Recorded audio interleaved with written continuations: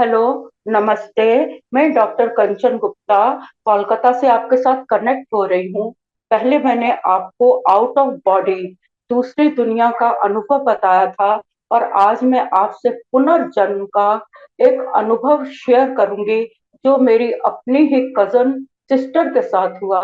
असल में हम लोग जो हैं, हमारी एंसेस्ट्री जो है वो पाकिस्तान से आए थे। जब पार्टीशन हुई थी तो हम पाकिस्तान से, मेरे एंसेस्टर्स, पेरेंट्स और फोर फादर्स और जितनी एक्सटेंडेड फैमिली थी वो सब पाकिस्तान मीरपुर आजाद कश्मीर से आए थे। और मीरपुर के एडजॉइनिंग जो सिटीज थी वो थी कोटली, भिम्बर, मुजफ्फराबाद वगैरह। तो उसमें ये हुआ था कि मीरपुर प्रॉपर में मेरे नाना जो थे वो एक सर्जन के बतौर वहां पे गवर्नमेंट हॉस्पिटल में काम कर रहे थे। और इधर मेरे जो दादा साइड के, मेरे फादर साइड के, वो भी मीरपुर में थे। कहते हैं कि मीरपुर के लोग जो महाजन फैमिली है, हम महाजन फैमिली के हैं, और वहां पे मीरपुरी बोलते थे और अब भी मीरपुरी बोलते हैं। जो महाजन थे वो बहुत अमीर होते थे, जस्ट राजा होते थे। और मेरे एंसेस्टर्स बहुत बड़े ज्वेलर थे और बहुत हाई क्लास फैमिली को बिलोंग करते थे। लेकिन उनकी जितनी जायदाद, घर, दुकान जो था वो सिर्फ मीरपुर में था। और जिनका सिर्फ मीरपुर में था या प्रॉपर किसी आजाद कश्मीर में था जो अब पाकिस्तान में है, तो वो लोग जब पार्टीशन हुई तो वो बिल्कुल खोखले हो गए, दाने दाने को तरसे। बहुत यहाँ आके मजदूरों की तरह काम किया, चाहे वो वहां पे महाराजा थे चाहे राजा थे। तो वो मेरी दादी के साइड के सब लोग जो थे वो बिल्कुल शून्य हो गए, जीरो हो गए फाइनेंशियली। वहां दुकानें सोने चांदी से भरी रह गई। और जो मार काट हुई, मतलब वो शायद जो दृश्य सबसे ज्यादा तकलीफ मीरपुर वालों की हुई, क्योंकि मीरपुर ऐसी जगह थी जहां सबसे ज्यादा हिंदू मारा गया था। लेकिन मेरी नानी का घर, नाना नानी का घर, उस वक्त वो भी मीरपुर में थे। वो भी वहां से भागे। ये नहीं पता होता था जाना कहाँ है। रास्ते में पहाड़, दरिया, झेलम, बहुत कुछ आता था। सबको पार करके वो लोग जम्मू पहुंचे। उनको जम्मू पहुंचने में 2 महीने लग गए। और मेरे जो दादी के साइड के थे, मेरे फादर, तब वो 11 साल के थे।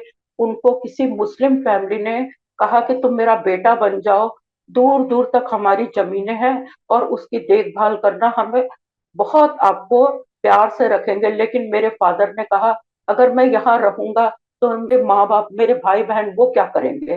कुछ कबायली, कुछ नहीं, बहुत से लाखों कबायली बिलोच से आए और उन्होंने रातों रात तबाही मचा दी, मारना शुरू किया। और ये मीरपुर का जो कांड था, वहां इतने लोग तबाह हुए जितने कि हिटलर ने कभी ना किए हो। तो जब 47 में आए तो वहीं पे जम्मू बस गए फिर। तो मेरी मौसी जो थी, मेरी मौसी की बेटी थी। ये पुनर्जन्म की कहानी मेरी मौसी की बेटी से रिलेटेड है, जो 9 साल पहले इस दुनिया को छोड़ के बहुत यंग एज में गई है। 1950 में उसका जन्म हुआ था। और 1952 में ऐसा हुआ, उसको सब याद आ गया। वो जम्मू क्यों रही, मैं आपको थोड़ी सी कहानी सुनाती हूँ। कि जब उसका बर्थ हुआ तो जैसे कि नियम है कि बच्चों को पैदा करने हर औरत जो है मायके चली जाती है, इसी तरह मेरे मासी, मौसर जो थे, मौसा जी, मेरे पैटर्नल अंकल जो थे, और मेरी मदर की जो सिस्टर थी, वो लोग एमपी रहते थे, मध्य प्रदेश, इंडिया में। मेरे मौसा जी की पोस्टिंग होती थी, वो रेलवे में थे। वो भी पाकिस्तान से आए थे पार्टीशन के टाइम। तो जो जहां बसा, जहां रोजी रोटी हुई वहां वो बस गया। मेरी मौसी अपनी डिलीवरी के लिए जम्मू रही। बच्ची पैदा हुई, मेरी मौसी की लड़की।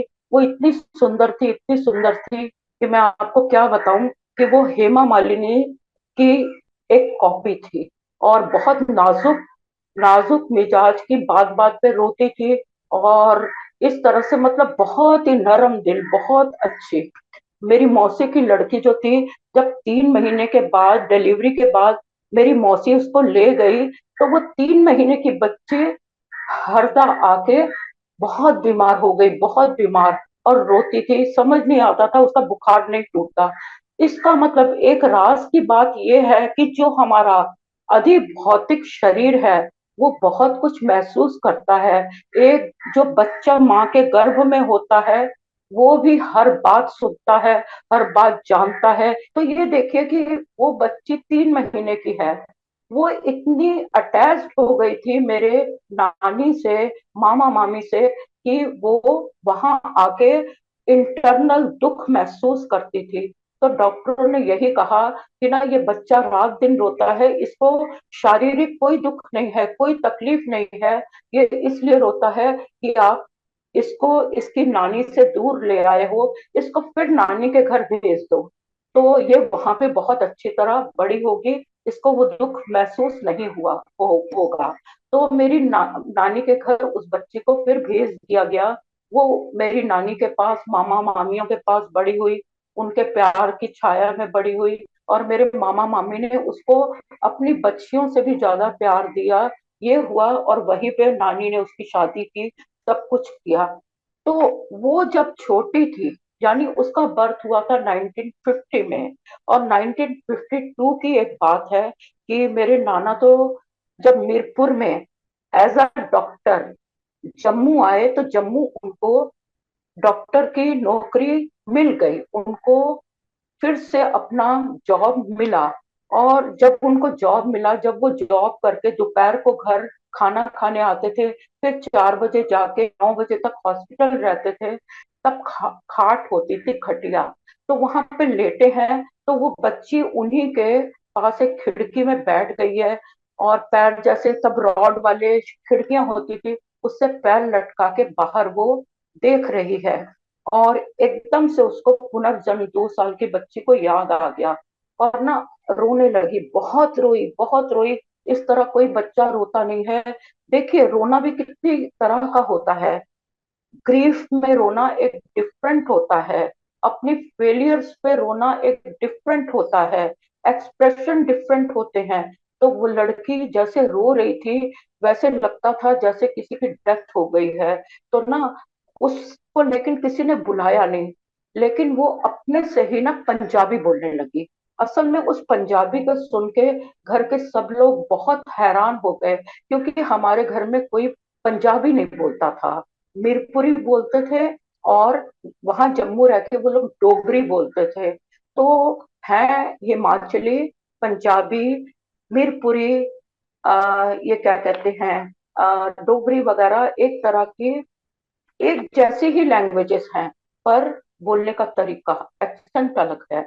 और वाकई कुछ वर्ड्स जो हैं उन पे जोर लगा के बोला जाता है, किसी पे जोर लगा के नहीं बोला जाता। लेकिन सब लोग ये हैरान हो गए कि ये लड़की जो है, इसकी लैंग्वेज कैसे बदल गई। तो वो कहती है, एकदम हैरान हो गई, हैरान होके कहती है, हाँ हाय, मैं कित्थे आ गई हाँ, इसका मतलब कि मैं कहाँ आ गई हूँ, मेरा घर ते बॉम्बे होंदा सी, मेरे घर ते टेलीफोन होंदा सी। तो 1952 में जो टेलीफोन्स होते थे हमारे घर के बिल्कुल एडजॉइनिंग जो थे, वो जर्नलिस्ट थे, उनके घर एक टेलीफोन होता था। यानी वो जम्मू उस वक्त एडवांस नहीं था बिल्कुल भी, मुश्किल से 10-12 जो फोन होते थे वही होते थे। तो से मेरी कजन के मुंह से जब टेलीफोन का नाम सुना, सब लोग हैरान होके सुनने लगे ये बोल क्या रही है। और बॉम्बे ऐसा शहर था जिसका नाम किसी बच्चे ने सुना नहीं था, और बॉम्बे का उसने कहा, लेकिन इतने बड़े बॉम्बे में क्या जाने कहाँ। तो वो बच्ची टेलीफोन, बॉम्बे, फलान ढमकान, ऐसे ऐसे, रेफ्रिजरेटर, ऐसे वर्ड बोलना शुरू हो गई कि सब लोग हैरान हो गए। फिर वो रोने लगी, बहुत रोई कि मुझे ले चलो, क्योंकि मैं 2 साल पहले मैं आपके घर आई थी।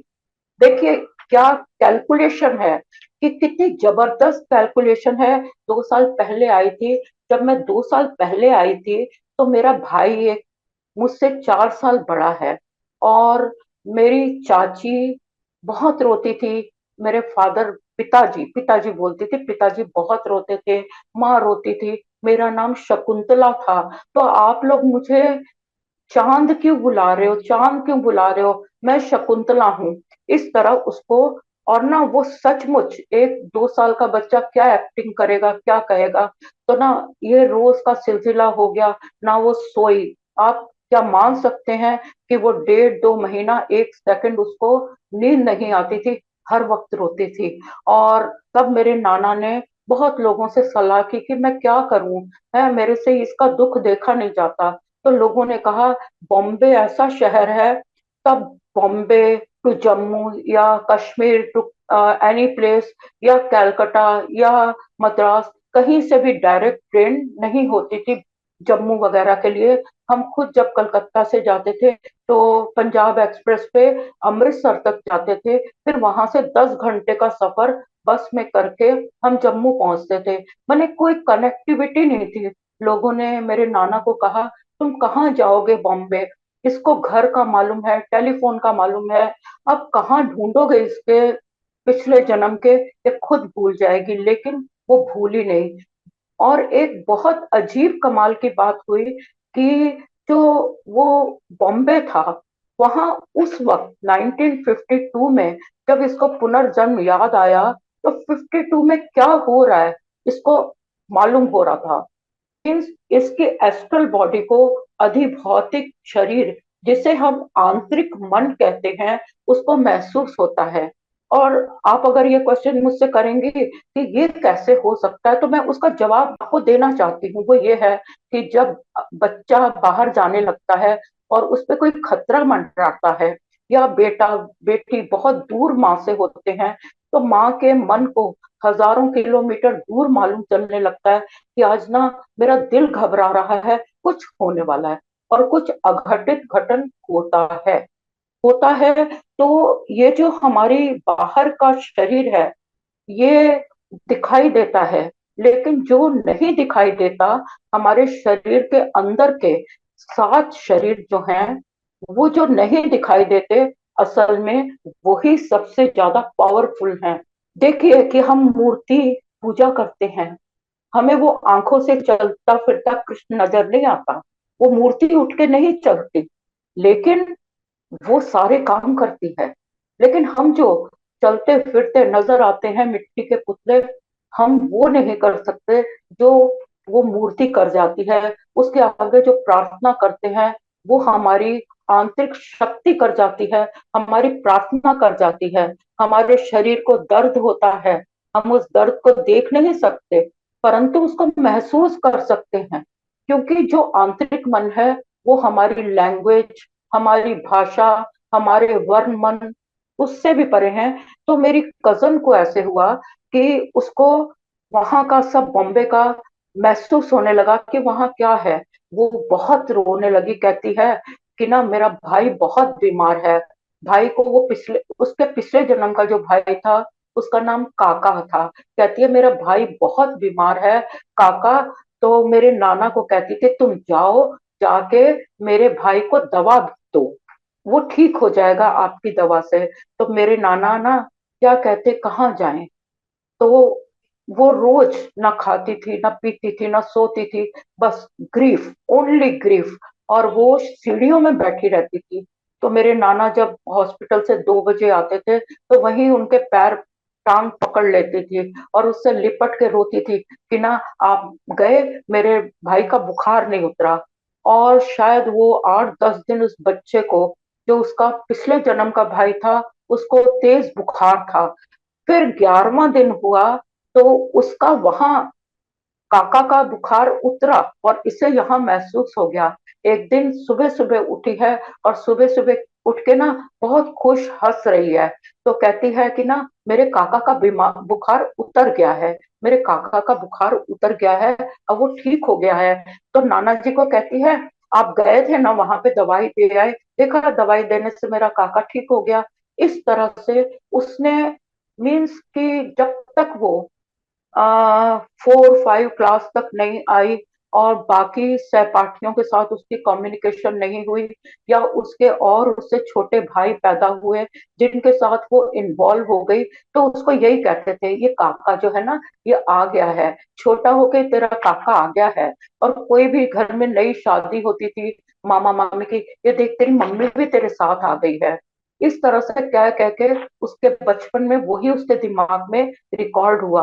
पर जब वो बहुत बड़ी हुई तो थोड़ा उसको समझ आ गई कि मतलब यही अब मेरा परिवार है, और मैं उनको ढूंढूंगी भी तो कहाँ ढूंढूंगी।